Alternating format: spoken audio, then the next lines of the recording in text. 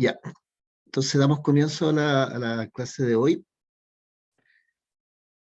La semana pasada lo que vimos fue, no la semana pasada, la semana antepasada, estábamos hablando de el pandeo, ¿cierto? Pandeo en elemento en compresión.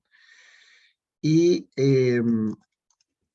habíamos llegado, me interesa mostrar nuevamente las fórmulas que habíamos obtenido. Vamos a ver acá.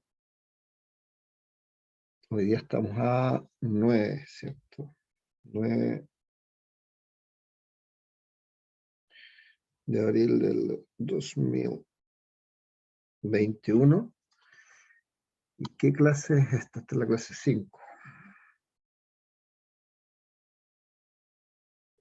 Ya. Entonces, vamos a retomar el tema vamos a elaborar un poco respecto al tema del pandeo, ¿ya? Eh, entonces, habíamos visto que había una carga crítica de pandeo, se llama carga crítica de pandeo de Euler, P crítico, ¿cierto? Que era una fórmula que era pi cuadrado, pi cuadrado partido por A partido por lambda al cuadrado, con lambda eh, definida como la esbeltez de la sección, es K, que es ese factor, por el largo partido por el radio de giro, ¿cierto? Y dado que teníamos también teníamos una carga crítica, ¿cierto? Una fuerza crítica de pandeo, si la dividimos por el área teníamos una tensión, y esa tensión, ¿cierto? Crítica de pandeo es el P crítico partido por el área, y esto queda pi cuadrado E partido por lambda cuadrado. Esas son las tres expresiones importantes. Bueno, y ese K que está ahí depende de las condiciones de borde. Hay algunos casos que son los clásicos, donde columna empotrada, sea con restringida de giro o simplemente apoyada, tiene valores distintos. Y en el caso general de un marco, ese K se obtiene de un Abaco creo que se llama. Un gráfico que les mostré y les enseñé la clase pasada más o menos cómo usarlo. Entonces, el tema es que cuando vamos a elaborar un poquito respecto a estas expresiones que están acá. Estas fórmulas que están acá son para lo que se denomina pandeo, un pandeo flexural, ¿ya? Elástico. ¿Y por qué hablo de pandeo elástico? Porque si nosotros revisamos la curva de tensión de formación del acero, vamos a recordar un poco lo que vimos varias clases atrás, respecto a la curva de tensión de formación del acero. Esa curva se ve más o menos, si nosotros graficamos acá tensión versus deformación del acero, uno tiene varias fases, ¿cierto? Que uno tiene ahí, después tiene uno tiene ahí, y después tiene un poco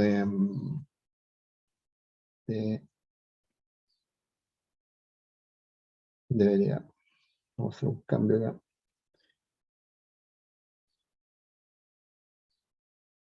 Entonces, dibujamos primero la zona elástica inicial, después tiene un plató de fluencia y después esta cosa sube como así, ¿ya? Entonces, esa es la curva de tensión de formación del acero, donde la pendiente de la parte inicial es el módulo de elasticidad. Esa pendiente vendría siendo el módulo de elasticidad, y ese módulo de elasticidad es el que aparece en la fórmula ahí, ¿ya? Por lo tanto, estas expresiones que están aquí, dado que estoy ocupando el módulo de elasticidad de la parte lineal de la curva, el rango elástico lineal se define como esta parte inicial. Ya, esta rama inicial de la curva, que la voy a destacar acá en amarillo, esa rama es el rango elástico lineal del acero. Entonces, dado que estamos usando ese valor de E en la fórmula, estas expresiones que están acá son válidas solamente cuando el sigma crítico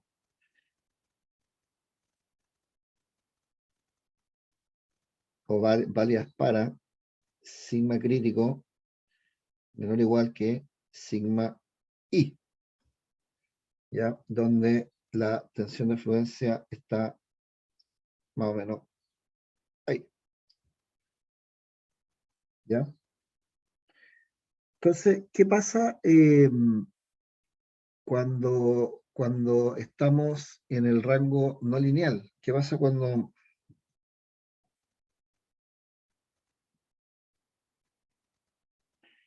si sigma crítico es mayor que sigma I? ¿Ya? Entonces, ahí la fórmula cambia un poco, porque nosotros vamos a definir un módulo, de elasticidad. Se define un módulo de elasticidad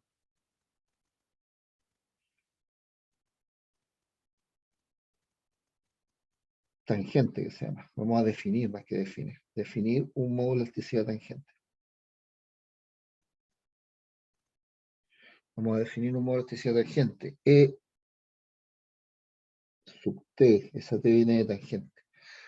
Entonces, ese módulo de elasticidad tangente ya no es la pendiente de la parte inicial de la curva, sino que es la pendiente de...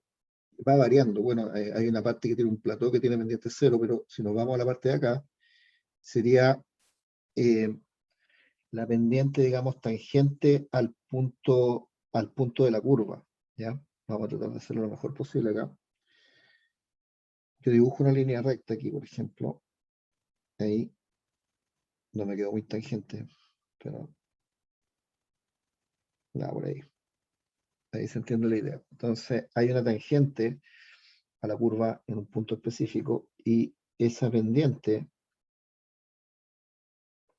se llama E sub T. Por supuesto, E sub T va variando, ¿cierto? Dependiendo de qué punto de la curva estamos. Esa pendiente se llama módulo de elasticidad tangente. ¿Ya? No es el módulo de elasticidad inicial, sino que está más adelante en la sección. Entonces, ¿cuál es la regla acá? Lo que pasa es que, aparte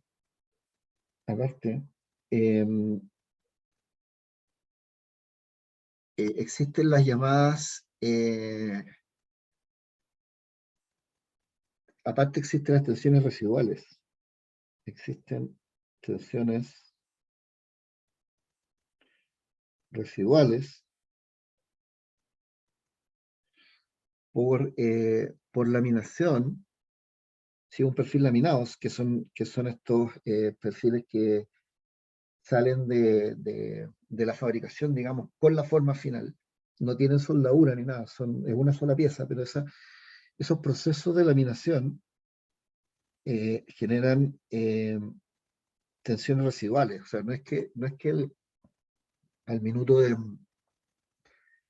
tener la pieza lista, fabricada, la tensión sea cero, sino que tiene algunas tensiones residuales producto de estos procesos de calentamiento y enfriamiento del proceso de laminación. Y lo mismo pasa con la soldadura. Eh, o soldadura. La soldadura también genera estas tensiones. Y esas tensiones le llaman sigma R. Esas sigma R son las tensiones residuales. Entonces, las normas consideran esas tensiones residuales y lo que dicen es que si el sigma crítico les da menor o igual que sigma I, entonces usar el módulo de elasticidad E. Y si sigma crítico es mayor que sigma I, tienen que usar el módulo de elasticidad E tangente, o sea, en la fórmula anterior. Por lo tanto, en el primer caso, tendríamos que, hay que recalcular el sigma crítico y ahí usar pi cuadrado E. No, en ese caso no hay que recalcular, partido por lambda cuadrado, y en el segundo caso, si les da mayor, hay que recalcular y usar L tangente, partido por lambda cuadrado. Entonces, ¿en qué influye el tema de la laminación? Que la laminación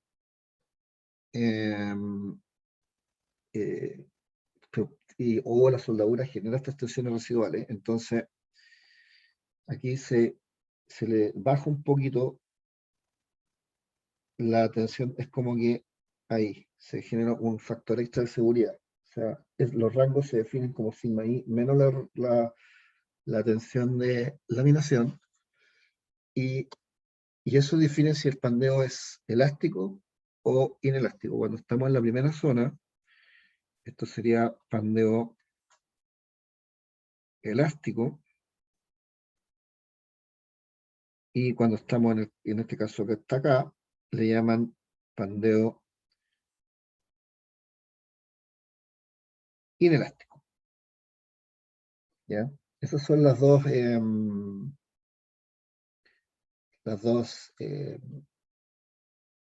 los dos casos que se pueden dar: pandeo elástico o pandeo inelástico. Ahora, ¿cuánto vale la tensión, esta tensión residual? Esta tensión residual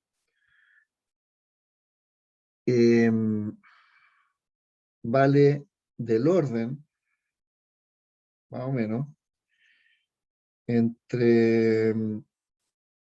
entre 30 y un 50% de la afluencia.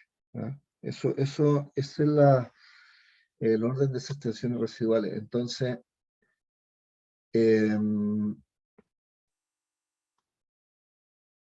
lo que hace el código americano, que es la ISC, es asumir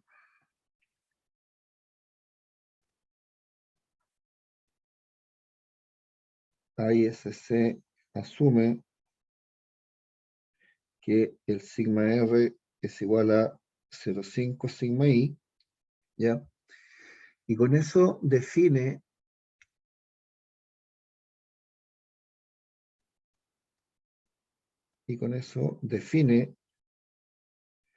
un módulo de elasticidad tangente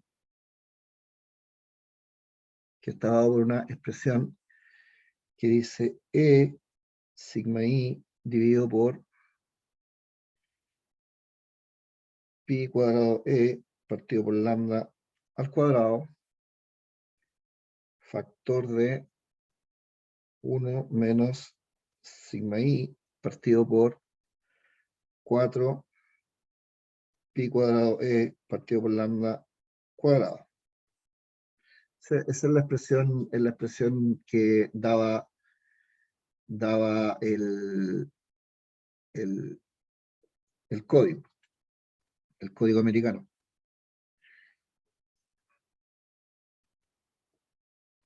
La vamos a encerrar ahí. Y también con eso uno podía calcular el sigma crítico para pandeo inelástico, y ese sigma crítico daba la tensión de fluencia, factor de, si tengo bien la fórmula acá, 1 menos un medio lambda partido por 2 veces pi cuadrado e partido por sigma i, todo eso al cuadrado. Es una expresión que ustedes la pueden calcular. Esa le da el sigma crítico válido para sigma crítico mayor que 0,5 veces la tensión de fluencia, y esto vendría siendo pandeo inelástico. ¿Ya? Esas son las dos expresiones que daba el código ISC. Entonces, nosotros podríamos graficar esto. Es interesante ver este gráfico. Vamos a graficar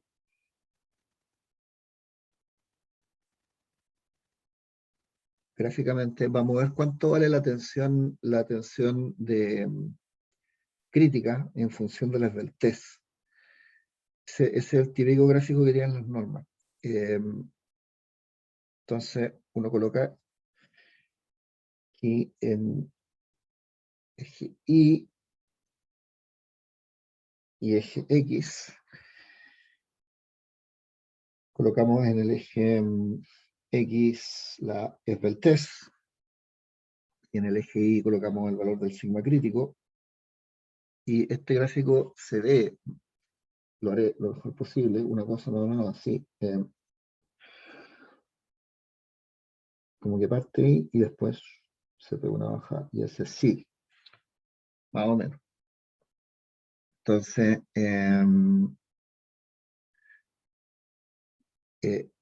hay un punto acá que separa lo que es pandeo elástico del pandeo inelástico.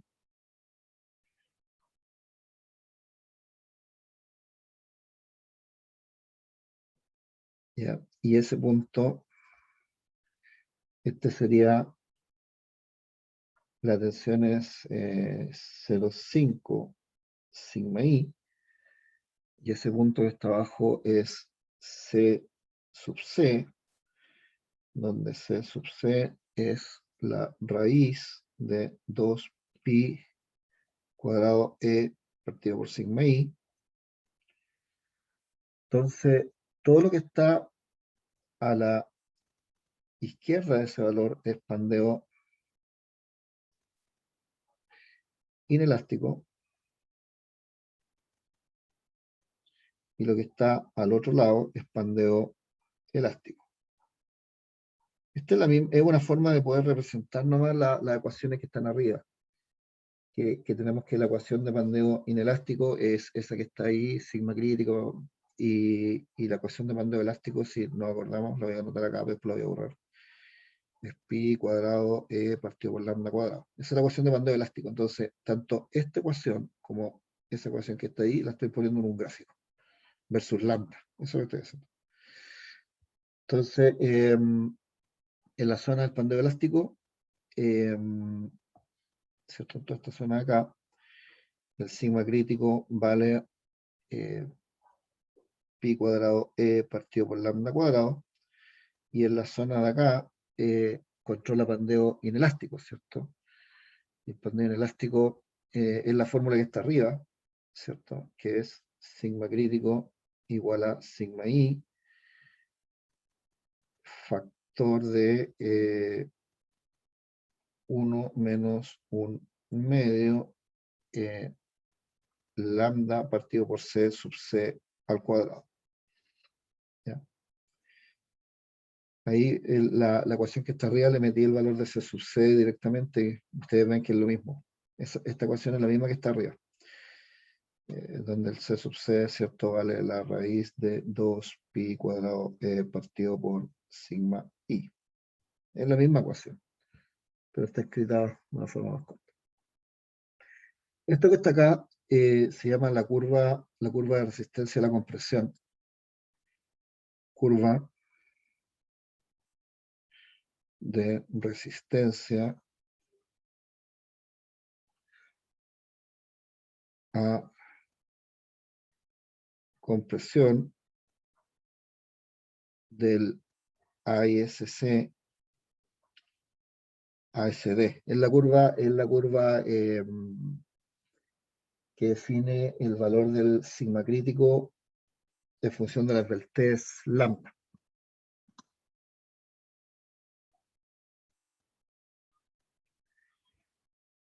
Después, esta es la curva de la norma antigua, norma antigua ASC. Y conviene porque yo veo esta cuestión, porque es importante ver de dónde viene esta cosa. Esta cosa viene del hecho de que partiendo de la ecuación de Pandeo, la que vimos en la clase pasada, cuando uno está fuera del rango elástico, eh, que en teoría sería cuando la tensión es mayor que sigma i, ¿cierto? Pero en realidad el umbral es un poquito más bajo porque castigan un poco esa tensión por efecto de estas tensiones residuales.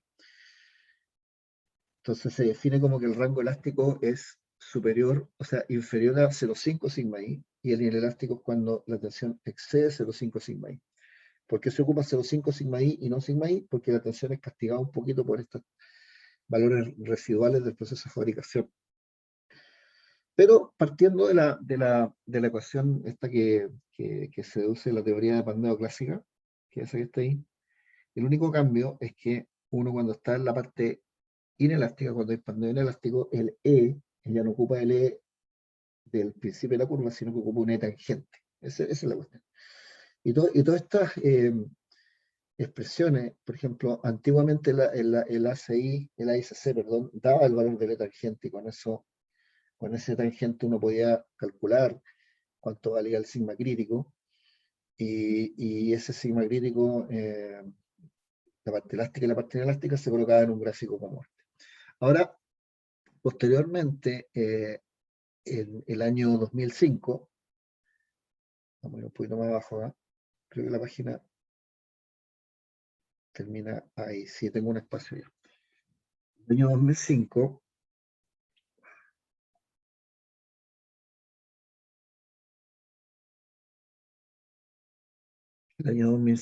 el ISC le modificó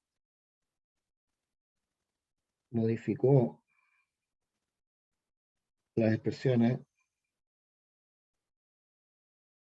modificó ligeramente, lo voy a colocar, ligeramente las expresiones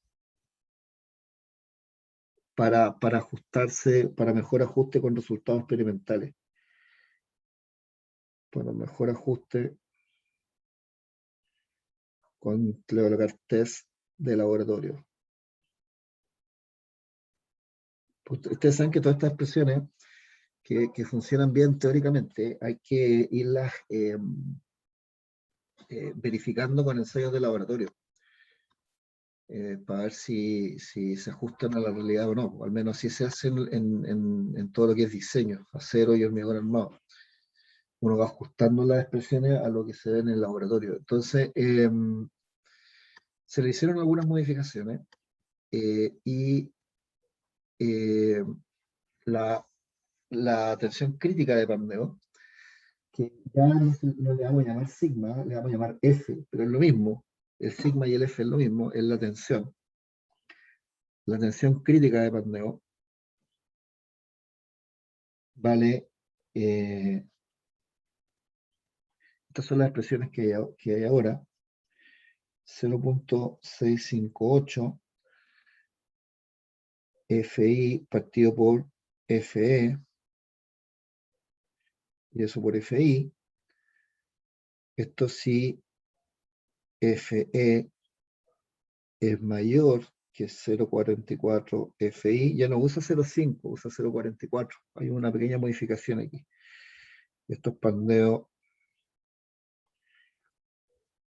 inelástico, o vale 0.877 FE si FE es menor o igual que 0.44 FI. Entonces es pandeo elástico. Y este FE vale en la fórmula de pandeo de Euler. Es pi cuadrado E partido por lambda cuadrado. Entonces, si ustedes ven esta cuestión, les dice que si el pandeo es elástico, de partida el límite nos lo coloca en 0.5 FI. Como que lo bajó un poquito, 0.44. Entonces dice que bajo 0.44 elástico y sobre 0.44 FI es inelástico. Y incluso en la zona elástica, el pandeo no es igual al pandeo de Euler, como que le mete un factor ahí, 0.877, que es un factor de corrección que es netamente experimental. Esa cuestión no tiene... la teoría dice que el pandeo elástico es cuando ocurre cuando la tensión es pi cuadrado E partido por lambda cuadrado. Eso es lo que dice la teoría. Pero la práctica, digamos, mete ese factor ahí para ajustarse mejor con resultados experimentales. Y arriba está la fórmula que se usa cuando el pandeo es inelástico. Y esto es lo que vamos a hacer nosotros. Entonces, resumiendo un poco todo lo que hemos visto hasta ahora, déjenme agrandar un poquito la página.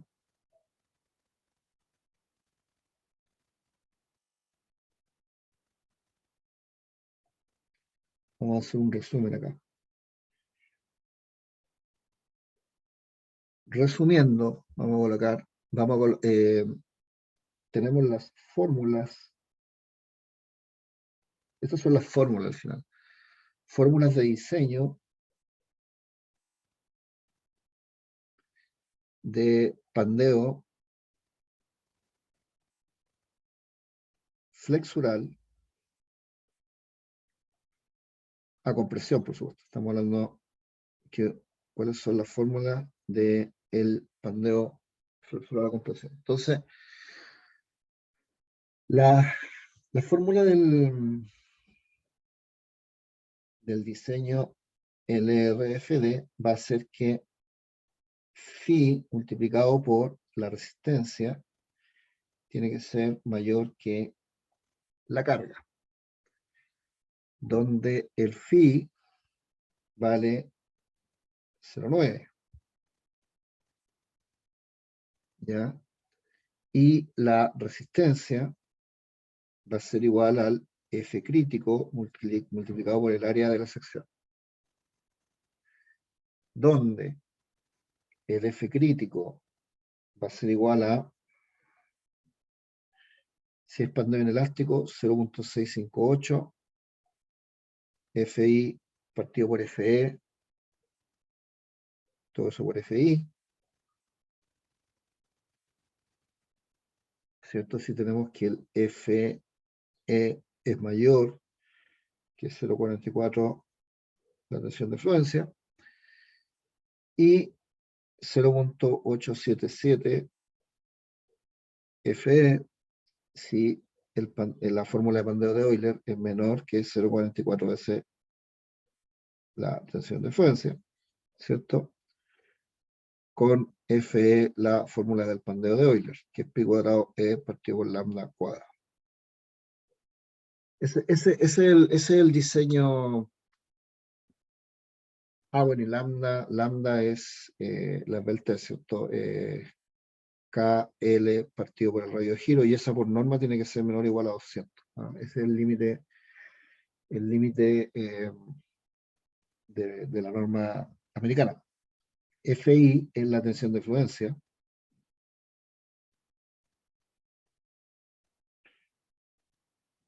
Y la tensión de fluencia era 0. Y esa tensión de fluencia era 0, por ejemplo, en el acero A36 sería 2530 kilos por centímetro cuadrado. Y A sub G es el área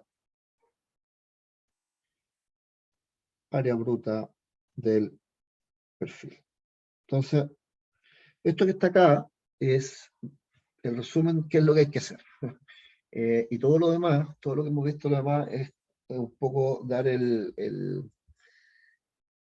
fundamento teórico de dónde vienen estas cuestiones, para no llegar y poner la fórmula. O sea, había que explicar qué es lo que, de dónde viene esto, por ejemplo.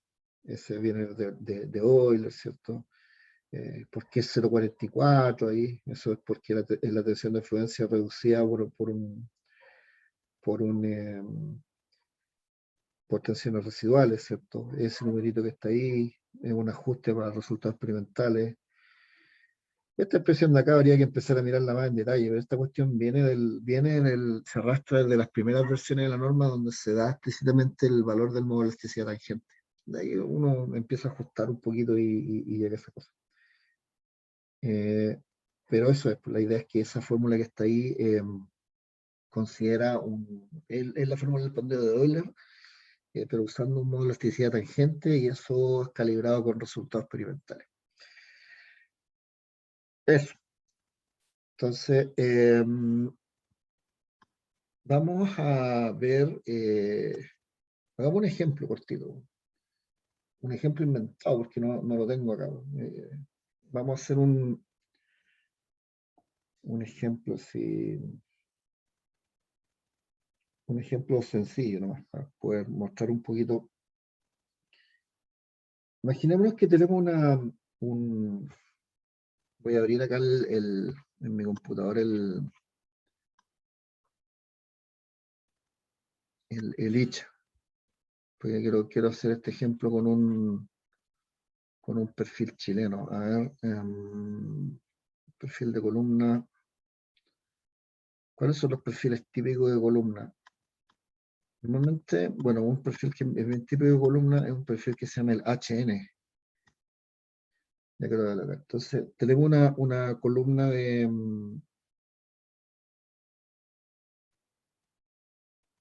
voy a colocar acá, calcular phi P sub n de columna de la siguiente columna.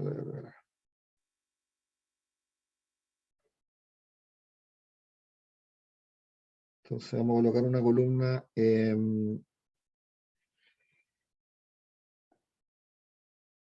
por ejemplo, una columna en voladizo. La columna en voladizo. Ay, la borré. Empotrada ahí abajo. Que tiene largo, no sé, 3,5 metros. Y que tiene acero A36 y un perfil HN, déjenme ver alguno un HN30 por 64,7, por ejemplo. Ese. Y tiene una carga ahí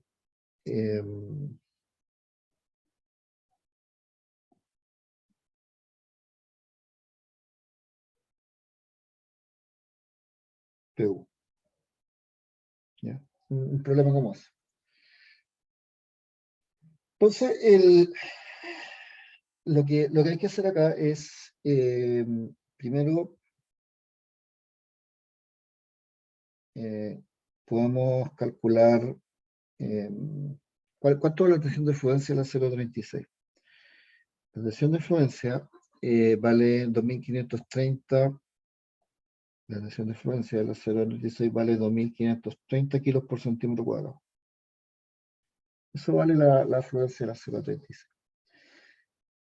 Entonces, si nos vamos a la fórmula,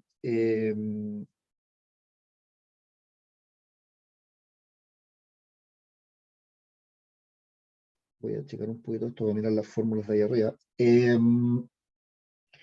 Puedo calcular, podría calcular las del test primero. Las del test.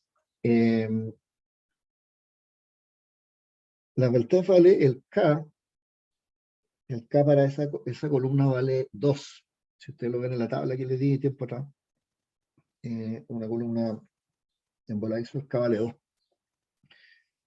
El largo, lo voy a poner en centímetros, son 350 centímetros y partido por el radio de giro. El radio de giro tengo que usar el radio de giro menor, ¿cierto? Porque el radio de giro menor me da las deltas más grandes, que es la que va a controlar el diseño, con las deltas más grandes, no la más chica. Entonces, el radio de giro menor tengo que ir a mirarlo a la tabla del- de la CI, o sea, perdón, de la norma chilena. Entonces, si me voy a la tabla acá, que la tengo aquí, ¿cómo se hacía esta cuestión de inmovilizar paneles? Siempre se me olvida. Vista parece. Vista. Vista. Inmovilizar paneles. Ya. Entonces, eso es para dejar fijas las columnas de arriba. Las filas de arriba. El radio de giro menor es un IN30 por 64,7. Entonces vendría siendo esa amarilla que está ahí.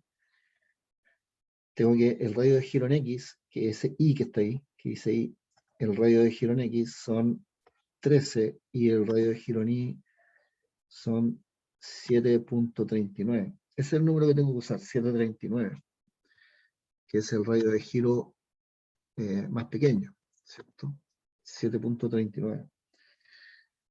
Entonces, volviendo al tablet,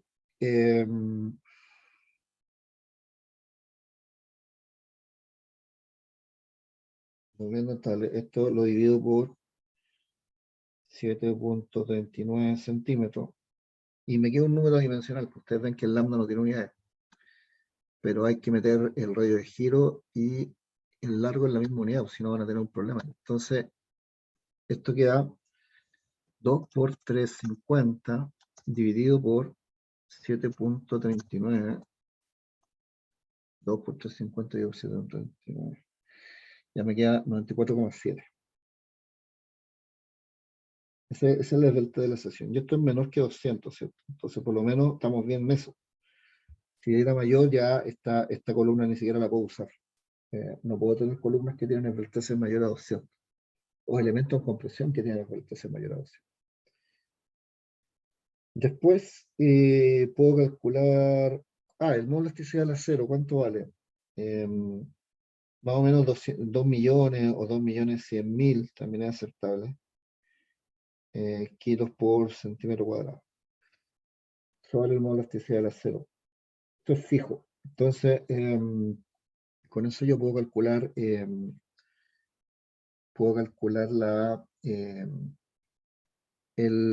la tensión de Euler, ¿cierto?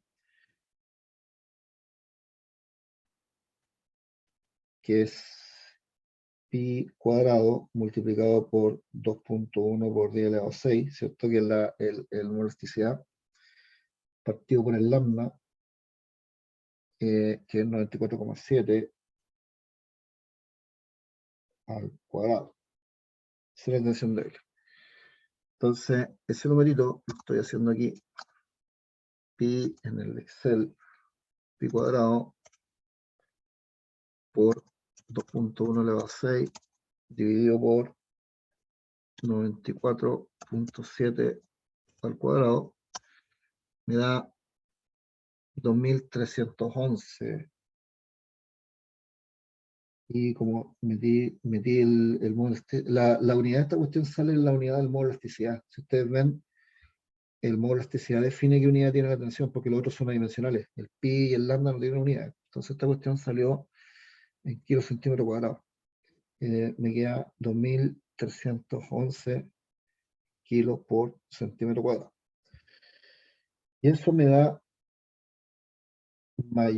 claramente mayor que 0, esto es mayor que 0,44 de Facebook. 0,44 por 2530, que es el FI.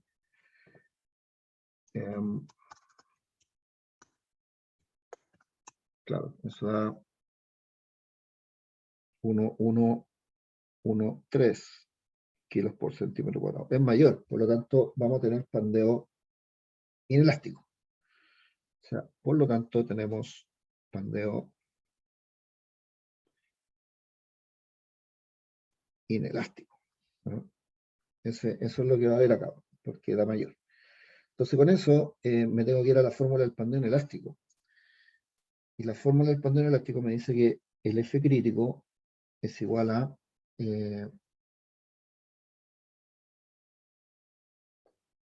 vale 0,658 FI partido por FE, todo eso por FI, ¿ya?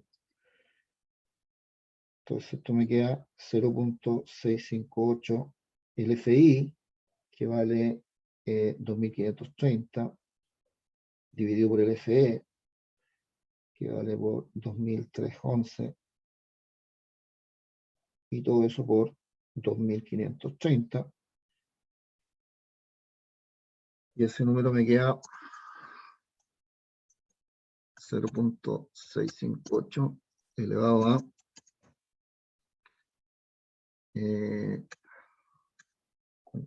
2530 dividido por 2311, y eso por 2530 me da 1600 kilos por centímetro cuadrado. Esa es la tensión de pandeo. Entonces con eso, después yo tengo que el phi P sub n va a ser igual a 0,9 multiplicado por la tensión crítica multiplicado por el área del perfil. Esa ya no la voy a proyectar de nuevo. El área del perfil aparece en la tabla acá. Ustedes la ven en la tabla nomás de dicha, vale 82,4. Lo estoy mirando aquí en la tabla. Entonces 0,9 multiplicado por 1600 y multiplicado por el área del perfil, que son 82,4. Y con eso, de hecho lo voy a poner acá arriba, en alguna parte, no hay espacio. Bueno, ese 82,4, de hecho lo voy a poner aquí. Desde la tabla de Licha,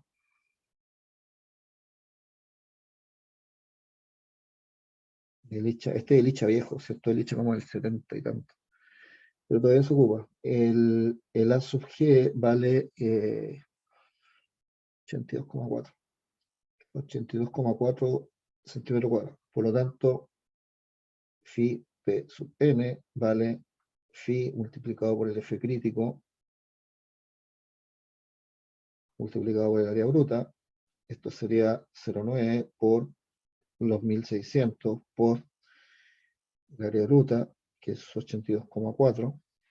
Esto lo voy a dividir por 1000 para que me queden toneladas, porque si no me queda, el resultado me sale en kilos.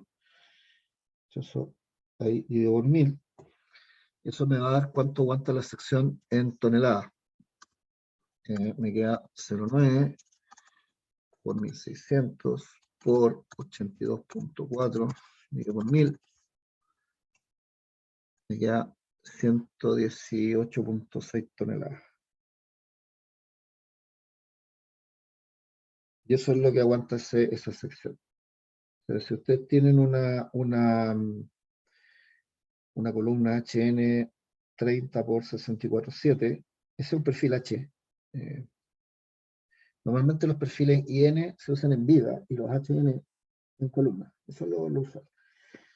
Ese perfil H, N 30 por 64,7, si ustedes lo usan como columna, con 3,5 metros de altura, con esas condiciones de borde, empotrado libre arriba, les da que aguanta 119 toneladas y la forma de falla es pandeo inelástico.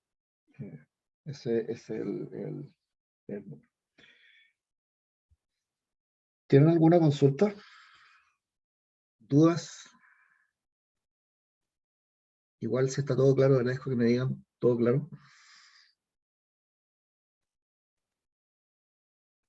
Sí, profe, está todo claro. Está Todo todo claro. claro como el agua turbia. No, esta cuestión es fácil. Sí, la teoría de repente es media árida, pero la aplicación práctica, digamos, es esto, es las fórmulas que están ahí. Esto que voy a colocar aquí en un rectángulo verde es lo que hay que hacer. Eso. Todo se reduce a eso. Entonces, ¿dónde uno puede meter las patas acá? De repente, claro, este problema es simple porque es una columna donde uno dice, empotrado,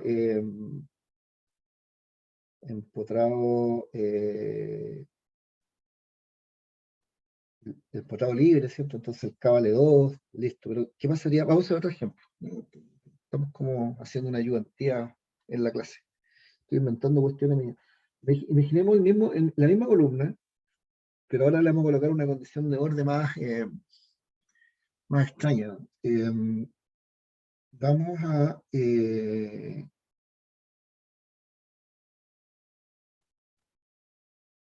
o sea, la aplicación es simple, ¿cierto? Son estas formulitas que están acá. Lo que hay que tener claro es eh, las condiciones de borde. Ese es el tema. ¿Cuál es el K que tengo que usar? ¿Cuál es el K que tengo que usar? Eh, y leer bien las propiedades de la tabla. O sea, tienes que tener claro, no sé, cuál es el radio giro que hay que mirar. eh, y el resto es bastante simple. Este problema es muy fácil, ¿ah? Porque eh, tiene una condición de borde súper clara, ¿cierto? Empotrado libre, entonces uno va a la tabla, el K vale 2. Bueno, ¿cuál es el radio de giro que tengo que usar? El más chico, ¿cierto? Porque el más chico es el que controla. Entonces, es una cuestión bastante sencilla. Ahora, ¿cómo podría complicar un poquito el problema? Si yo tuviera la misma columna, imagínense que tengo la misma columna, eh, creo que se me acabó el espacio en la hoja. Claro, llega hasta ahí no. Me voy a cambiar de hoja. Entonces, imaginémonos que voy a tener la misma columna, pero le voy a cambiar la condición de borde. Voy a hacer el problema un poquito más complicado. Entonces, voy a agarrar toda esta cuestión. Voy a agarrar toda esta parte de arriba. Y me lo voy a llevar a otra hoja.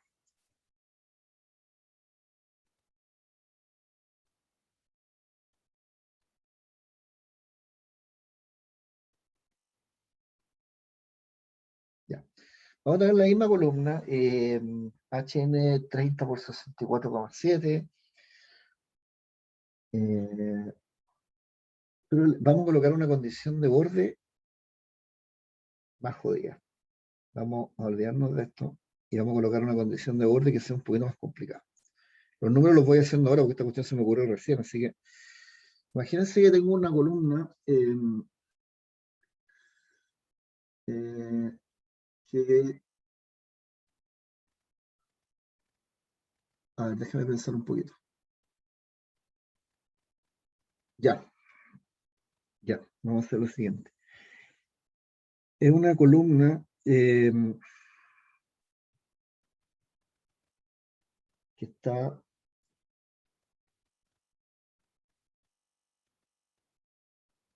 ahí empotrada abajo, ¿cierto? Tiene su carga PU arriba, aquí no hay ningún cambio, ¿cierto? Tengo la carga PU, tengo el largo, que son 3,5 metros. Les voy a dibujar acá en verde, en perspectiva, cómo se ve. Recuerden que este perfil H es una cuestión así, es ahí, tiene unas ciertas dimensiones, pero es ahí, ahí y ahí. Entonces, para poder hacer este problema, tienen que mirar, tienen que saber cómo está puesta la H, cómo está eh, orientada la H. Entonces, en lugar de dibujar la columna con palitos, la voy a dibujar con, eh, la voy a dibujar como un elemento sólido, o sea, como un elemento 3D. Entonces, vamos a tener la columna ahí. Esto lo necesitan ustedes. Van a tener la columna y ahí está un ala.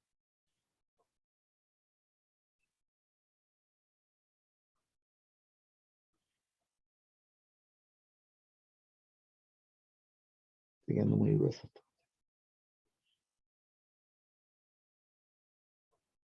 Ahí sí. Entonces, vamos a dibujar la columna. Ahí está la columna.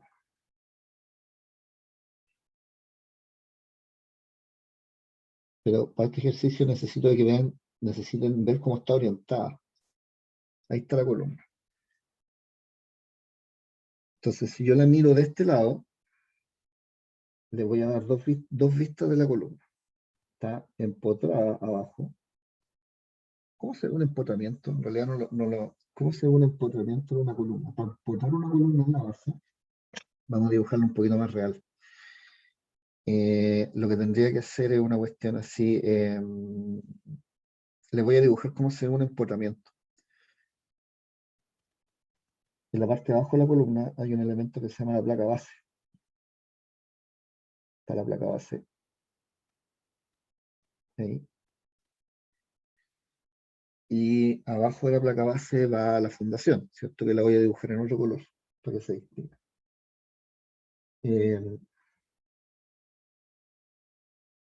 No me queda justo.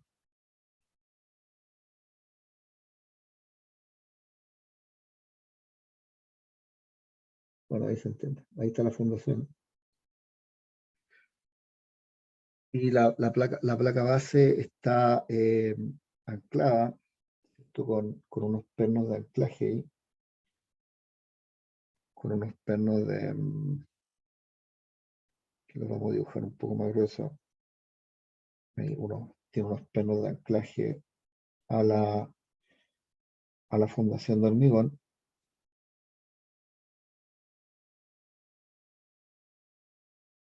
Ahí. Probablemente van a ser unos pernos J que tienen una patita ahí. Y para asegurarnos de que esto efectivamente no rota en la base para que sea un empotramiento perfecto, probablemente lo que hay que hacer también es colocarle unas plaquitas, unas orejas abajo, que se llaman gusets. Lo vamos a hacer triangulares, ¿no? Entonces hay que colocar una orejita ahí y una orejita ahí. ¿Ya? Entonces eso es un empotramiento a todos los efectos prácticos. Entonces, esa es la columna. ¿Se entiende el mono, no?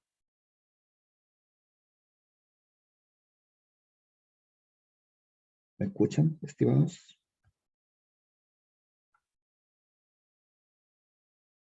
¿Se escucha bien? Sí, Sí, profe. Sí, profe, se entiende. entiende. Ya el mono, es importante esto, de ver para qué está orientada la columna, porque les voy a poner otra vista, acá al lado, de la misma columna, otra vista, y, y lo que vamos a hacer, vamos a colocar una condición de apoyo distinto dependiendo de la dirección en la que se mueve la columna. En la otra vista, vamos a tener la columna acá, eh, pero en la otra vista, veo, esta es la columna, estoy viendo el otro lado de la columna, ¿cierto? Tengo la placa base,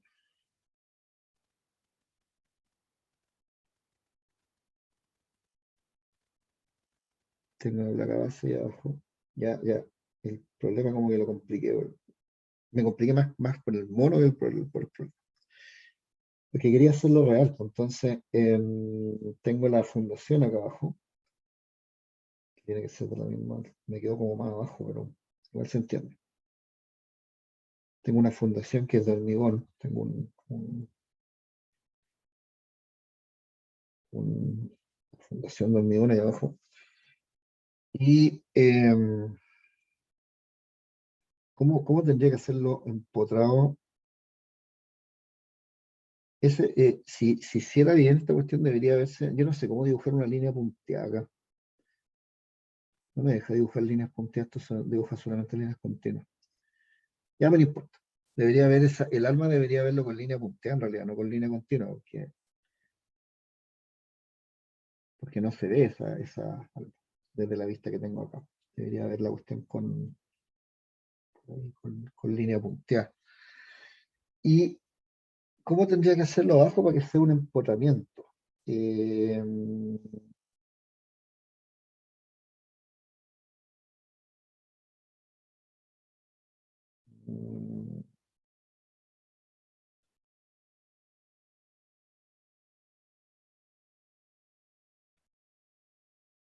estoy,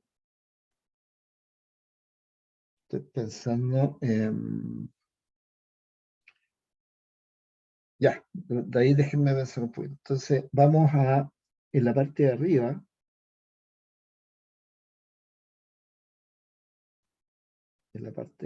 vamos a apoyar la columna. Imagínense que la apoyo con una barra, ¿no? Con una barra bien gruesa. Una barra.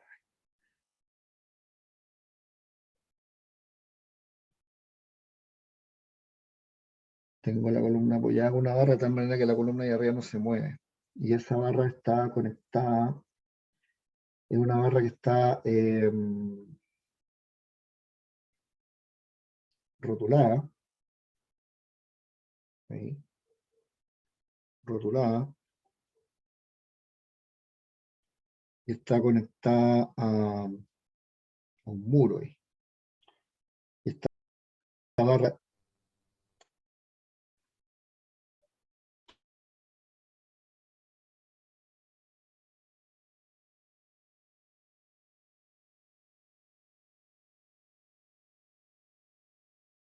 entonces, ya.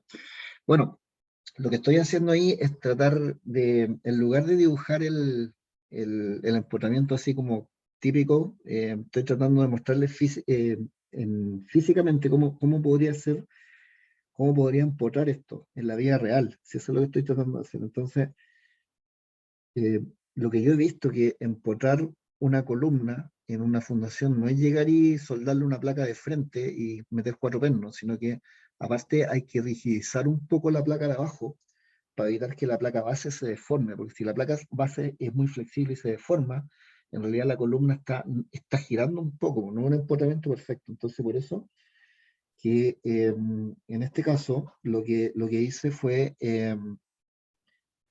a la placa base agregarle estas plaquitas que están ahí, esas placas, que le llaman atiazadores. Entonces, esas plaquitas que están ahí, que en la vista en planta sería esa placa, esa, esa que está ahí, esa que está ahí, esta placa, esta placa, esa placa y esa placa, el objetivo de esa cuestión es hacer de que la placa abajo sea muy rígida. Entonces, efectivamente, los pernos que están ahí evitan que la columna gire por un lado o para el otro. Entonces, para todos los efectos prácticos, esto es un empotramiento, ¿ya? Es un empotramiento. Pero la diferencia está en que para un lado, la columna arriba no está restringida de moverse. Entonces, para un lado, la columna podría pandear así, parte, ¿cierto?, recto abajo porque está empotrado, y podría pandear así. Voy a dibujar de nuevo para que me quede bien. Ahí. Por lo tanto, hay un K, pero en la otra dirección, la columna está tomada arriba. Entonces, la forma de pandear es distinta, es así. Y esto tiene otro K. Entonces, este problema es más complicado que el anterior, porque la condición de borde varía en función de qué lado de la columna estoy mirando. Entonces, hay que evaluar una condición y calcular una carga de pandeo. Hay que evaluar la otra condición y evaluar la otra carga de pandeo, y la que controla es la más chica. Ese es el tema. Y eso lo vamos a hacer en la segunda hora, digamos. Entonces, es una forma de agarrar este problema que está acá y hacerlo un poquito más complicado, porque en ese problema, claro, la columna está empotrada y libre arriba, listo. Pero en este caso, en una dirección, si yo tuviera que simplificar mostrarle la condición así, en una dirección el caso es eso, y en la otra dirección es eso. Entonces son K distintos. Entonces hay que saber qué K ocupar en cada caso y hay que saber cuál es el radio de giro que hay que ocupar en cada caso para hacer el cálculo. Entonces, eso lo vamos a hacer en la segunda hora. Vamos a quedar ahora, vamos a irnos a break y en media hora más nos encontramos y les enseño cómo calcular estos casos que son un poquito más complejos. Así que nos vemos en media hora. Entonces, la idea de este problema es que tengo una columna que tiene condiciones de borde distintas dependiendo de para qué lado pandea. Si el pandeo es... ¿a qué me refiero para qué lado pandea? Recuerden que estas columnas o estos perfiles tienen dos ejes principales. Hay un eje, el eje X, que lo voy a dibujar acá, y hay un eje que es el eje Y. Entonces, dependiendo de en torno a qué eje rotan cuando pandean, la condición es distinta. Si ustedes ven, cuando la rotación se produce en torno al eje X, que sería este caso que está acá, la condición es empotrada y libre arriba. Esto yo se lo voy a tener que decir después, porque ustedes todavía no tienen el conocimiento suficiente para poder decidir cuándo un elemento está empotrado o apoyado. Entonces esas cosas se las voy a decir yo. Pero es bueno que vayamos viendo un poco cómo se ve esto en la vida real. Entonces, en el caso del pandeo en torno al eje X, cuando la rotación se produce en torno al eje X, el modelo sería empotrado libre, y cuando la rotación se produce en torno al eje Y, ¿cierto? Que es el caso que estaba mostrado en la derecha, esta rotación respecto al eje Y, ahí el modelo es distinto porque en ese caso hay un apoyo allá arriba. Entonces tengo un modelo distinto. Entonces, si nos vamos a la tabla de los factores K, que la tengo acá a la vista yo, en el primer caso el K vale 2, ¿cierto? Este K vale 2. Y en el caso de la columna empotrada y apoyada arriba, el K vale 0,7. ¿Ya? Entonces tengo dos condiciones distintas dependiendo de para qué lado pandea la sección. Entonces, ¿qué es lo que hay que hacer acá? De partida, tengo que calcular la esbeltez, ¿cierto? Y la esbeltez, en este caso, tengo el pandeo se produce en la dirección en que la esbeltez es más grande. ¿Eh? Ese es el concepto. Entonces, acá yo tengo una esbeltez distinta para el eje X y para el eje Y, porque para el eje X voy a tener el K del eje X por el L partido por el radio de giro del eje X, y para el eje Y tengo una esbeltez distinta, porque voy a tener un K distinto, el mismo largo, partido por el radio de giro distinto. Entonces, ¿cuál es el radio de giro en X o en Y? Yo tengo que ir a mirar el catálogo del ICHA, ¿cierto? Entonces, si miro el catálogo, tengo que el radio de giro en X vale, el radio de giro para rotación en X vale 13,1 y el radio de giro para rotación Y vale 7,39. Son valores distintos. Entonces, volviendo al tablet, si yo calculo la esbeltez en X, voy a tener el K en X que vale 2, ¿cierto? Por el largo, que son 350 centímetros, porque sigue siendo la columna de 3 metros y medio, ¿cierto? Que lo voy a poner acá en la misma columna. Vale 3,5 metros, entonces 3 metros y medio, dividido por el radio de giro en X. Y el radio de giro en X, en este caso, es 13,1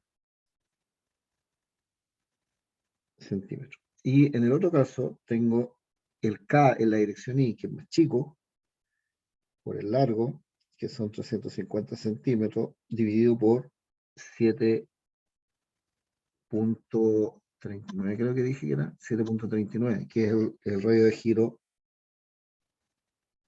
en la dirección Y. Con eso yo calculo los dos números. En el primer caso me da 2 por 350 dividido por 13,1, y el otro caso me da 2 por 0,7, perdón, 0,7 por 350 dividido por 7,39.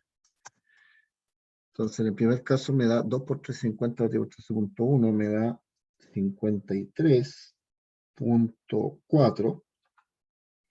La otra reltez me da 33,2. Entonces, ¿qué es lo que me dice esto? Automáticamente yo sé que la columna, por lo tanto, la columna pandeará alrededor de X, ¿no? ¿Por qué? Porque tiene la esbeltez más grande. La columna paldea para el lado que tiene la esbeltez más grande. Ese es el tema. Entonces, esa esbeltez es la más grande. Por lo tanto, necesariamente el pandeo va a estar controlado por esa forma que está ahí. Va a pandear para ese lado y no va a pandear para el otro. Y si no existiera esta diferencia de apoyo, la columna pandearía en I. ¿Por qué? Porque en I tiene un radio de giro más chico. Por lo tanto, lo único que, o sea, la columna siempre pandea para el lado que tenga la esbeltez más grande. Entonces, si no tuviera la diferencia en la condición de apoyo, si fuera simplemente empotrado libre, la esbeltez más grande estaría en la dirección I. Pero como hay una diferencia en el K acá, hay que evaluar los dos casos. Hay que evaluar la esbeltez en X, la esbeltez en Y, y la que controla es la que tiene la esbeltez más grande. Y este ejercicio es interesante porque tiene una condición de borde que es distinta, dependiendo de la dirección de análisis. Entonces, como tiene 1354, yo puedo después hacer el mismo proceso que hicimos en la página anterior, ¿cierto? Lo que voy a hacer es copiar esta cuestión. Para escribirlo todo de nuevo. Entonces tengo que llevarme todo esto. Todo esto. También el valor del FI. Todo eso. Copiar. Y me lo voy a llevar a la otra hoja.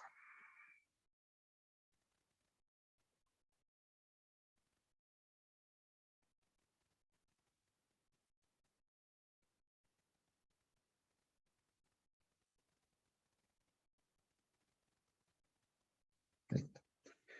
Entonces, esto lo voy a borrar. Esto lo borro. Voy a tener la afluencia 2530, la elasticidad, el lambda lo tengo, ¿cierto? El lambda vale 53,54. Porque es el que controla, el más grande. Lambda 53,4, perdón, 53,4. Entonces calculo la tensión, la pandeo de Euler, la tensión del pandeo de Euler, sería pi cuadrado por el modo de elasticidad dividido por el lambda, que es 53,4 al cuadrado. Eso me da un número ahí, que distintos son los que está ahí, lo voy a calcular al tiro. Me queda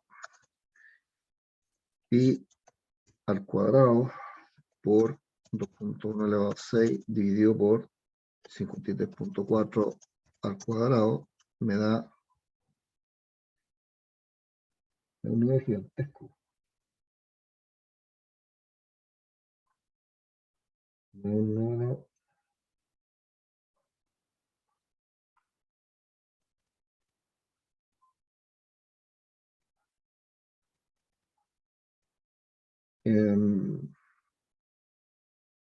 pi cuadrado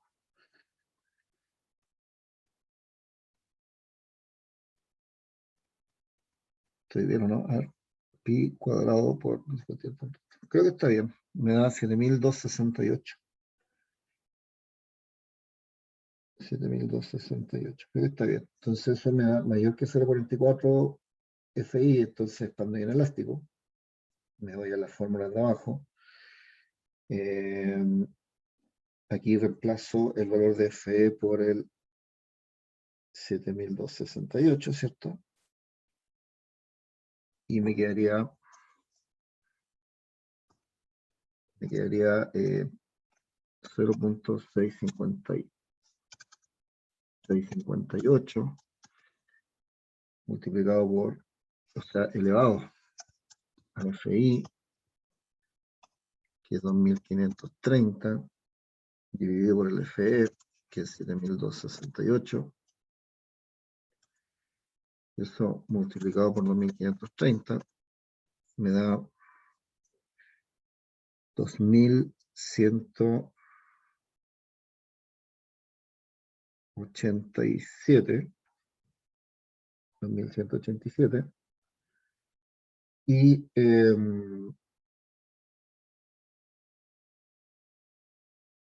con ese 2187, yo me voy a la fórmula acá, cambio ese número por 2187 y puedo determinar la capacidad de carga de la columna, que es 0,9 por 2187 por 82.4 dividido por 1000, para que me quede en toneladas, me queda 162.2 toneladas. 162.2 toneladas. Ahí está. Entonces, eso es lo que aguanta la columna. Comparado con lo que aguantaba en el ejercicio anterior, eran 119 toneladas, ahora aguanta 160 toneladas. 162 toneladas.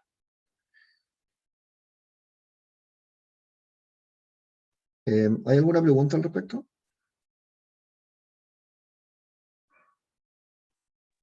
Sí, profe, como ese tipo de conexión que se hizo arriba de la columna, Sí. como en la vida real, ¿cómo se podría ver eso? ¿Cómo se podría ver? Pero así se ve, pues. Es como lo tengo acá. Es una... ¿Cuál tipo de conexión? ¿Tú dices la base? No, la parte de arriba. Ah, la parte de arriba tendría que atajar la columna con algo. No sé, podría ser, a ver, tendría que atajar la columna con algún elemento que fuera así como súper rígido. No sé, pues podría ser tiene que ser una rótula arriba, porque tiene que ser una cuestión que permita el giro. Entonces podría ser por ejemplo, a ver si la atajara por ahí. Imagínate que pusiera un ángulo. La como bien grande, pero em, podría ser imagínate que sea un perfil, no sé, un ángulo. Un ángulo. Y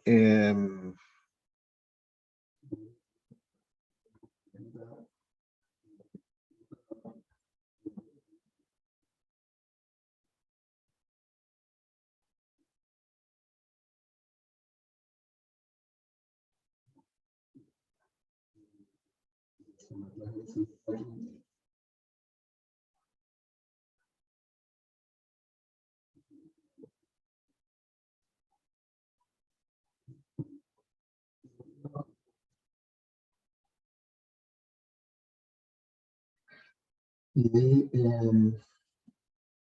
bueno,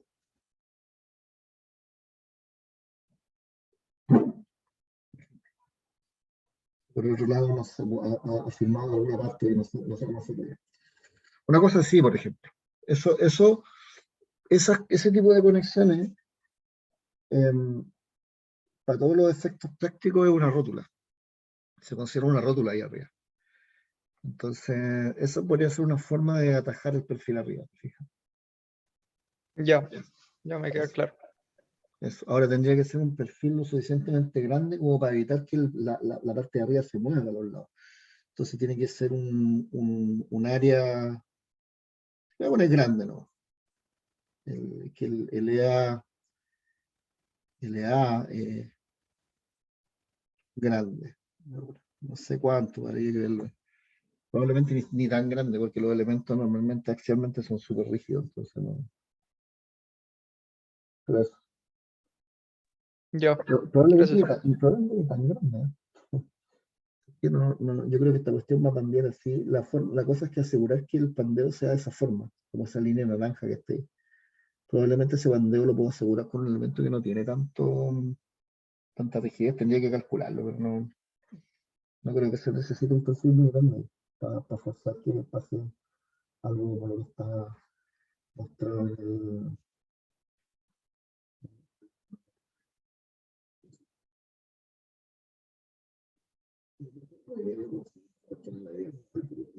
Esto por lo menos una cosa así, bueno, un problema más o menos real. Ya.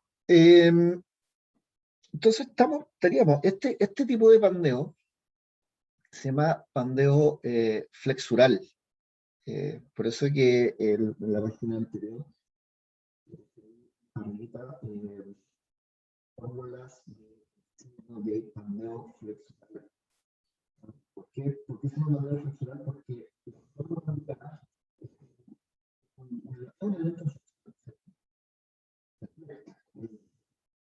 ya sea por un lado o para el otro, pero hay una flexión. Eso se llama pandeo flexural. Hay otra forma de pandeo que también puede ocurrir, que es un poquito más inusual, pero puede ocurrir, que se llama pandeo torsional. Igual hay que evaluarlo, ¿eh? Igual hay que evaluarlo. Entonces vamos a hablar un poquito de lo que es el pandeo torsional ahora. Con esto, pandeo flexural estaríamos más o menos bien, ¿cierto? Al final, todo lo que es pandeo flexural se reduce a esas expresiones que están ahí. Y hay que tener ojo nomás con el cálculo de las del test, porque las del test, que es KL partido por R, esa depende de las condiciones de apoyo. Entonces hay que ver ahí, por ejemplo, yo tengo ese perfil dibujado ahí, y está claro que tengo que tener claro cuál es el K que tengo que usar para cada dirección y cuál es el R que tengo que usar para cada dirección. Entonces ahí, por la forma en la cual tengo puesta la columna, se ve que en la figura de la izquierda tengo que usar el R alrededor del eje X, porque el pandeo ocurre alrededor del eje X. Y en la figura de la derecha el R es el Y, porque el pandeo ocurre en torno al eje Y. Esa cuestión hay que tenerla súper claro. Por eso que yo tenía que dibujar esta cuestión de forma que se viera la forma en la cual estaba metiendo la columna. No da lo mismo que la ponga en una orientación o en la otra. Por eso que tenía que ponerla como elemento sólido. ¿Me están escuchando cortado? Ahora se escucha bien o no, que tengo aquí ¿Tengo problemas de audio? No, ahora se escucha bien, profe, que de Ya. repente se le aleja el micrófono. Ah, ya, no, sí, lo que pasa es que yo me estoy alejando, parece, del computador, porque recién estaba con un audífono, se me acabó la batería. Ya, voy a hablar más cerca del computador. ¿Qué es lo que vamos a ver ahora? Ahora vamos a ver pandeo torsional, que también es una forma que puede ocurrir. Como les dije, es más inusual, normalmente no controla, pero igual hay que evaluarla. Hay que evaluar esta cuestión. Entonces, vamos a colocar acá pandeo torsional.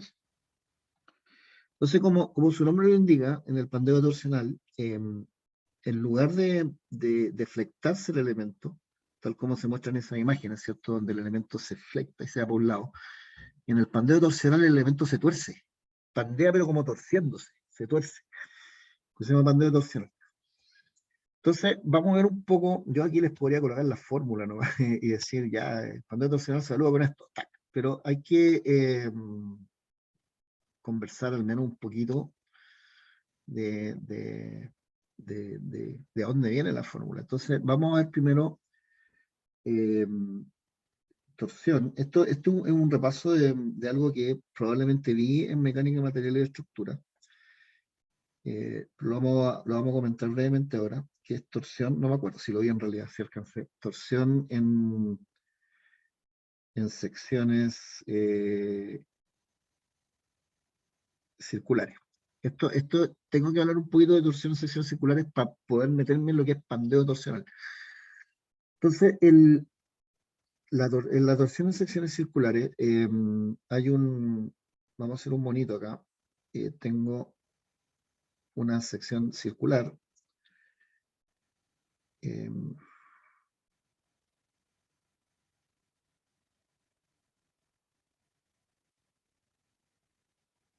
Ups, la deformé.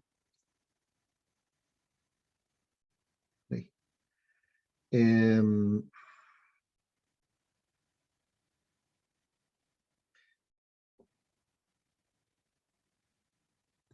Ahí está. Entonces, vamos a ir dibujando una sección, un pedacito de sección circular, lo mejor que puedo usando aquí la herramienta de esta cuestión. Ahí está.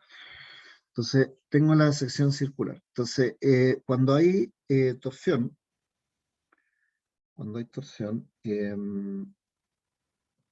vamos a dibujar una línea roja acá. Déjenme ver bien cómo se dibuja esta cuestión. Ahí, y esta línea va hacia abajo. Y cuando hay torsión, esa línea se mueve ahí, y esta cuestión lo voy a dibujar con otro color para que lo vean. Originalmente, hay una línea que va del centro del círculo arriba hasta el borde y después baja. Cuando esto se tuerce, lo vamos a dibujar en verde. Esa línea pasa para allá y esa hace algo así. Eso es torsión. Entonces, el ángulo que hay arriba, ese ángulo que hay ahí, le llaman el de phi. La altura del elemento es muy chiquitita, es una altura diferencial de z. Y este giro que se genera acá le llaman el gamma. Son algunas definiciones. Entonces esta cuestión se está torciendo así, por cierto. Estamos metiendo, no sé cómo hacerlo, dibujarlo ahí está la torsión. Y por abajo va para el otro lado. Torsión. Cuando uno torce una sección circular, eso es lo que hace. Esas son las deformaciones que se generan. Entonces, el ángulo gamma, aquí si nosotros calculamos cuánto vale, usando trigonometría, cuánto vale ese lado amarillito que estoy cargando ahí, lo puedo calcular como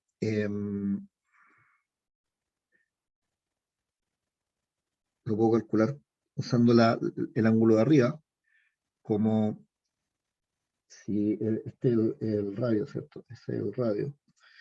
Entonces, si yo calculo de phi multiplicado por el radio, me da ese arco amarillo que yo marqué ahí. De phi por el radio me da el arco amarillo. Eso es ángulo por radio. Y usando la medida, la otra, el gamma, que es lo mismo, esto es igual a gamma por dz. Es lo mismo. Ambas cosas me dan esa longitud, la longitud del arco amarillo que marqué. Entonces, cuando usando esa relación, yo tengo que gamma va a ser igual a R por de phi a de z, ¿ya? Y la tensión de corte, la tensión de corte por torsión, tensión de corte por torsión, lo voy a colocar acá. Se genera aquí, es una tensión que se genera en la sección circular. Si yo miro el circulito desde, voy a mirar la sección acá. Ahí está la sección circular. En el minuto que ustedes torcen esto, se generan tensiones. Se generan tensiones aquí que dan la vuelta completa. O sea, son tensiones tangenciales que se van generando producto de la torsión. Y esta tensión tangencial que se genera se llama tau, la tensión de corte por torsión, tau. Y ese tau, la teoría de elasticidad dice que es igual a G por gamma. ¿Ya? Eso es el tau, donde el G se llama el módulo de corte. El módulo de corte, y el módulo de corte es igual a E partido por 2 factor de 1 más nu, donde nu es el módulo de Poisson, ¿ya? Eso es un poquito de teoría de elasticidad. Entonces, el gamma, yo tengo la relación que está acá arriba, ¿cierto? De nuevo, vamos a llegar a una ecuación al final, pero como este es un curso de ingeniería, no puedo llegar y ponerle la ecuación, porque tengo que mostrarles dónde viene. Entonces, ese tau que está acá va a ser igual a G multiplicado por el gamma, que es R de phi a de z, ¿ya? Entonces, y hay una definición, el momento torsor o momento de torsión, que lo voy a dibujar acá abajito, ese momento que está aquí, que le voy a llamar T, que es el momento de torsor, se obtiene integrando las tensiones. Es una cuestión de... ustedes saben que estos esfuerzos, el momento axial, son integrales de tensiones, son sumatorias de tensiones. La torsión, el momento torsor, es la integral de tau R por dA. Esa es la definición de momento torsor. Y reemplazando todas las cuestiones que están arriba, ¿cierto? Me queda la integral de tau, que sería G por R por d phi a de z, multiplicado por R por dA. R de A. Y esto me queda G, déjenme mirar esta cuestión de phi a de z, la integral de R cuadrado por dA. Y eso que está ahí le llaman a este término que está acá,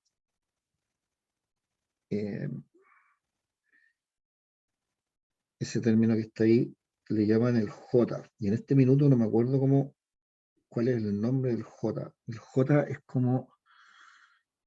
no me acuerdo cómo se llama el J.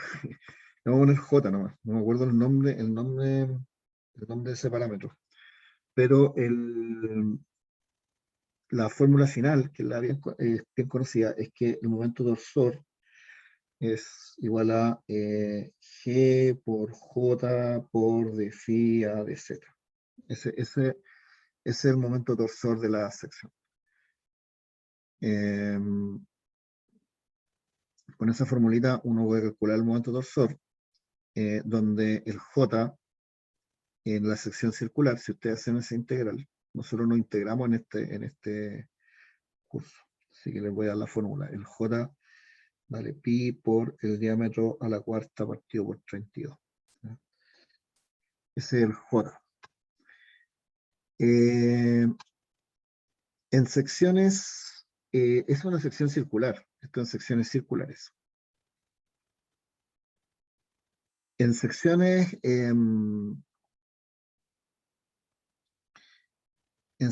rectangulares, esta fórmula ya no la voy a deducir, se la voy a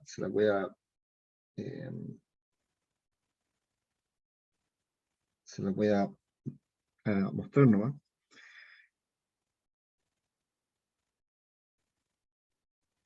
Porque no es tan fácil deducir esto. En secciones rectangulares, en secciones circulares ya, el momento torsor vale G, J de phi de Z y el J vale pi de la cuarta partida por 32. Eso es lo que ustedes obtienen si integran ese R cuadrado por DA en una sección circular. Ahora, integrar esa cuestión en una sección circular tampoco tiene ninguna ciencia, eso se integra en polares. Entonces ustedes colocan la integral de 0 a R, de la integral de, no, de 0 a la integral de 0 al diámetro medio, de la integral de 0 a 2pi de R cuadrado por el de A, pero cuando hacen el cambio polar les queda 2pi R de R. Creo que sí es. Ya, bueno, como no estoy seguro, lo vamos a borrar. No me acuerdo cuál es el cambio de coordenada para integrar polares, pero es una integral R cuadrado de A, pero en polares. Las secciones rectangulares, bueno, la fórmula del tau es la misma, ¿cierto? Lo que tengo que entregarles es cuánto vale el J. La sección rectangular tiene dos dimensiones, ¿cierto? Tiene que lo voy a poner acá, ahí tienen el rectángulo, tienen un ancho y un espesor. Entonces, este es el ancho y este es el espesor. Entonces, ¿cómo se calcula el J en secciones rectangulares? Hay una fórmula que está en muchos libros que dice que es K2B por T al cubo. Eso es el J. Donde hay una tablita que les da dos, que la voy a poner aquí abajito, les da los valores de partido por T, dice ahí, dependiendo de la razón de aspecto, 1, 1.5, 2, 3, 5, infinito. Y hay dos parámetros, K1 y K2. Ya les voy a decir para qué sirve. El K1, voy a anotar acá los valores, 481, 0.141, 433. Déjenme anotar estos valores.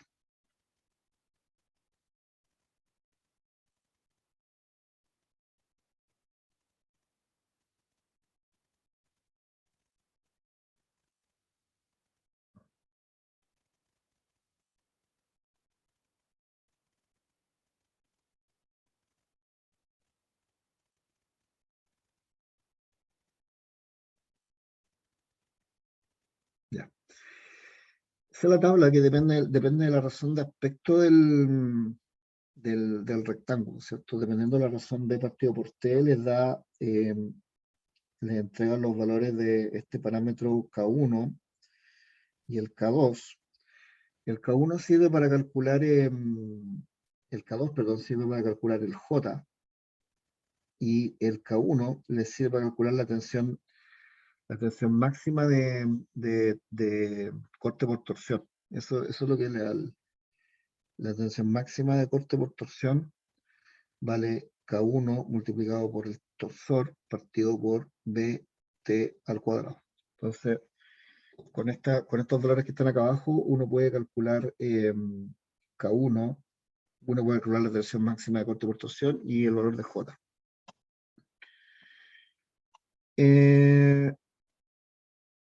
El K2 se puede aproximar, de hecho. El valor de K2 es aproximadamente 1 menos 0.63 el espesor partido por el B, y todo eso dividido por 3. Esto es una aproximación, ¿eh? Funciona bien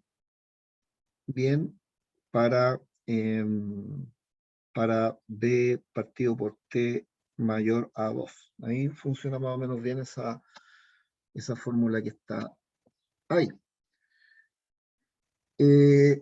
Cuando tenemos secciones, esto es para secciones rectangulares. Estoy viendo algunas formas de calcular el J para secciones distintas a la sección circular, ¿cierto? Tenemos el caso de secciones rectangulares. Si yo tengo secciones abiertas,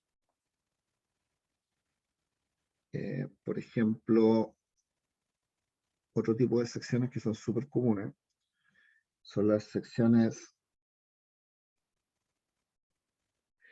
abiertas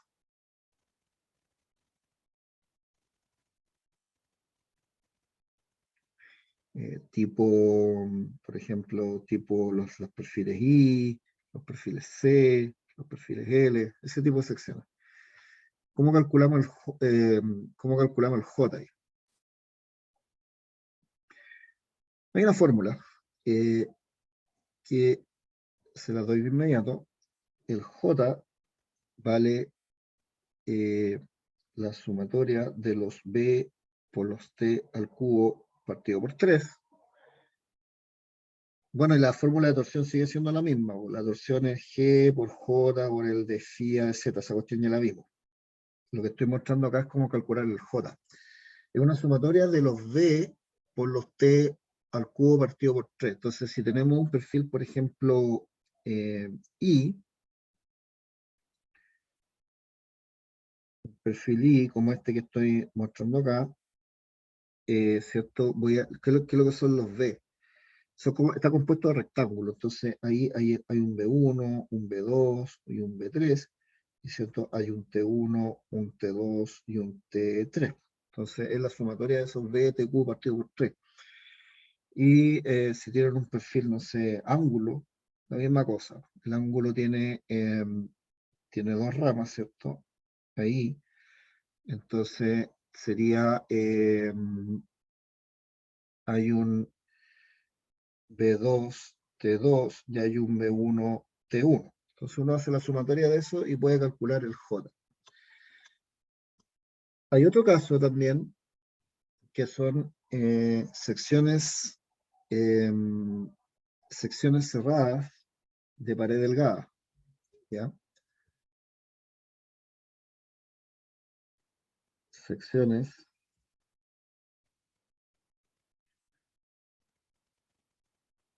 cerradas de pared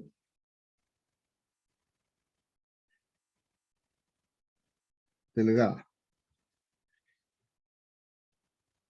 Y en estas secciones cerradas de pared delgada, que son, por ejemplo, perfiles tubulares, por ejemplo, vamos a colocar acá, perfiles tubulares. Vamos a hacer un poquito más gruesa la pared para que se vea que estamos hablando de una cosa que tiene un espesor, ¿cierto? Perfiles tubulares o perfiles del tipo cajón, rectangulares rectangulares o cuadrados, ese tipo de secciones. Mantenemos la expresión que el T, ¿cierto? Vale G por J por de phi a Z, y en este caso tenemos que el J viene dado por una fórmula que vale 4 veces A sub 0 cuadrado dividido por una integral.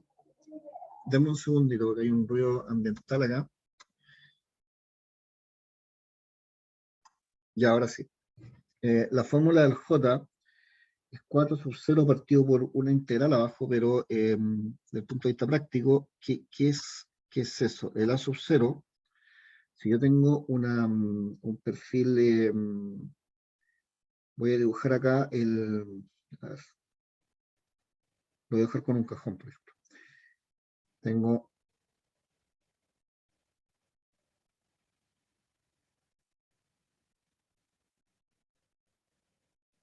Tengo ahí el perfil.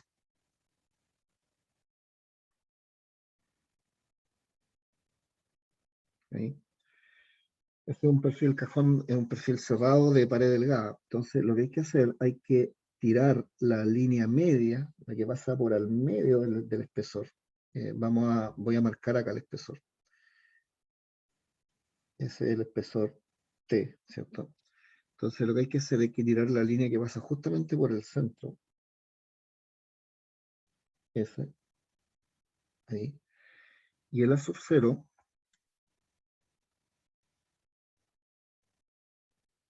es el área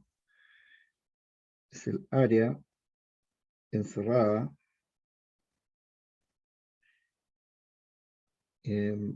por la línea media, ¿ya? Si ustedes calculan la línea media, el área encerrada por la línea media, que vendría siendo esta área que estoy acá marcando, achurando, todo lo que está encerrado por la línea media, esto es A sub 0 en la fórmula. El área encerrada por la línea media. Y el término que está abajo, que es una integral de línea, en realidad no es tan fea la cosa. Si me dan un minuto, quiero verificar. Esa es simplemente, no, es simplemente el perímetro. Esto que está acá,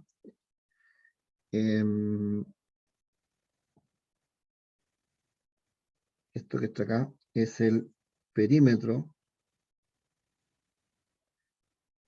Claro. Denme un segundo. Sí. El perímetro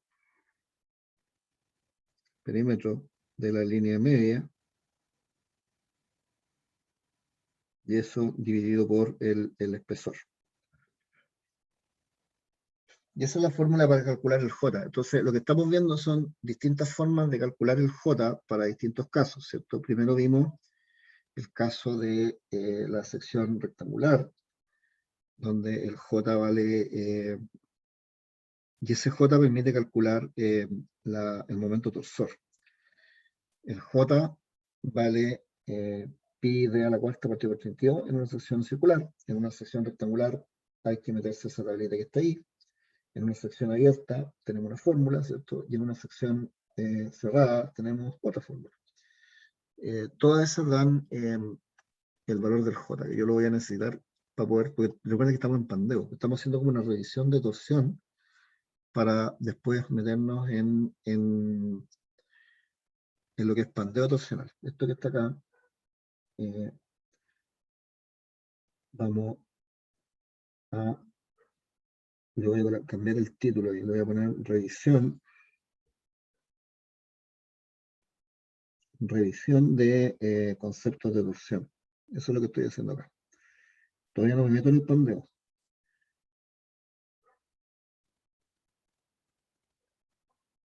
Revisión de conceptos de torsión. Esto lo vieron ustedes en el curso de, o si no lo vi, yo no me acuerdo si en realidad. ¿Quién me puede recordar? ¿Lo vi o no lo vi? No me acuerdo. Pero normalmente se ve en un curso de mecánica de sólidos o el mecánica de material y estructura. Creo que lo vi, sí. Y después se retoma, digamos, en el tema del acero. En acero volvemos a revisar esta cuestión de torsión. Entonces,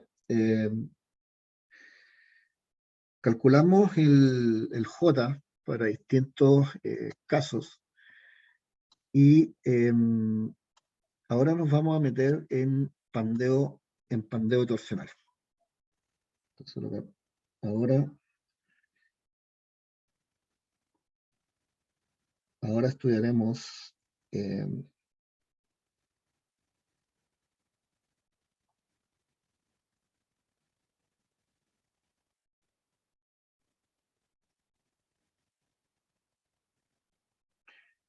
el pandeo torsional. Porque ahora vimos un poquito qué es lo que es la torsión y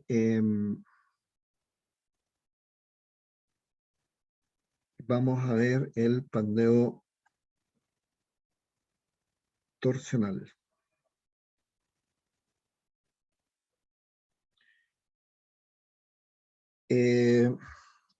Me quedan 10 minutos, ya como que no tendría que empezar a correr. Voy a dejar la fórmula planteada y después ya la próxima clase vamos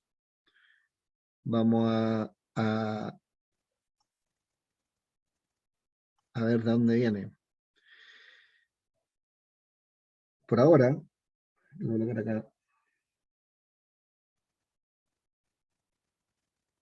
Dejamos la expresión final planteada.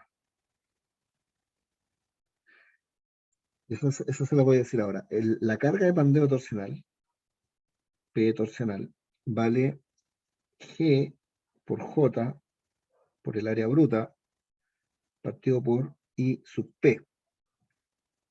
¿Ya? Esa es la fórmula a la cual yo quiero llegar. Esto le permite determinar a usted cuánto aguanta la sección, o sea, cuál es la carga que produce que la sección falle por pandeo torsional. Donde ya vimos que el G, ¿cierto? Vale E partido por 2, 1 más nu, ¿cierto? Que es el módulo de corte. El J ya lo vimos, para distintos casos, el A sub G, el área bruta de la sección. Y el I sub P es la inercia en X más la inercia en Y. ¿Ya? Se llama momento de inercia polar. Este numerito que está acá. Momento de inercia polar. Ese es el momento de inercia polar, que voy a revisar la tabla dicha, no está tabulado, pero se puede calcular, ¿cierto? Se puede calcular como IX más Y, porque las tablas dan los momentos de inercia en los dos ejes principales, y uno los suma y con eso calcula el momento de inercia polar. Esa expresión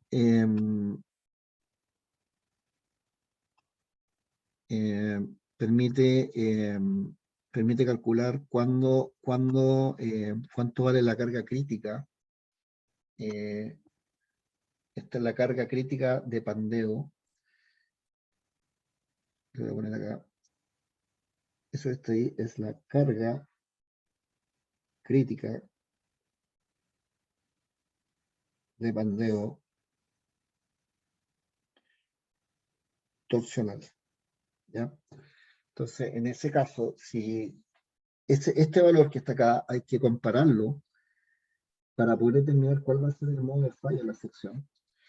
Ustedes tienen que determinar primero cuáles son las resistencias de la sección al pandeo flexural, que es este que está acá, y hay que compararlo con la resistencia de la sección al pandeo torsional. Entonces, y controla el que sea más bajo. El que sea más bajo es el que va a determinar el modo en el cual falla la sección. Eventualmente hay secciones que puede que pandeen no de la forma que está mostrado acá, que son estas formas flexurales, sino que pandeen torciéndose. Si es que la carga de pandeo torsional da más baja, ese numerito que está ahí, que uno lo puede calcular, es un número simple de calcular, ¿cierto? Porque tengo el G, que depende de la elasticidad, tengo el J, que lo puedo calcular con los distintos casos que estoy dando acá, ¿cierto? Secciones circulares, rectangulares, secciones de pared abierta, secciones de pared cerrada. El área de las secciones conocidas, ¿cierto? Y el momento de inercia se encuentra tabulado. Entonces, todos esos valores yo los puedo calcular y ver cuánto vale la carga de pandeo por torsión. Entonces, si yo tomara, por ejemplo, el mismo ejemplo que tengo acá, quizás lo puedo hacer rápidamente, puedo calcular la carga de pandeo por torsión de esta H que está aquí.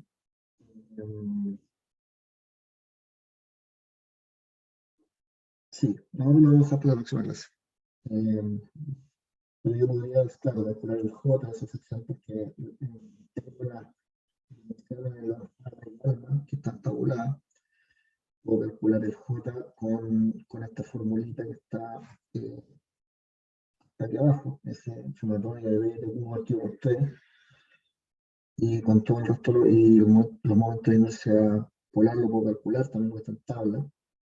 Puedo determinar cuánto vale la carga crítica pandeo torsional y compararla con la otra y ver cuál controla.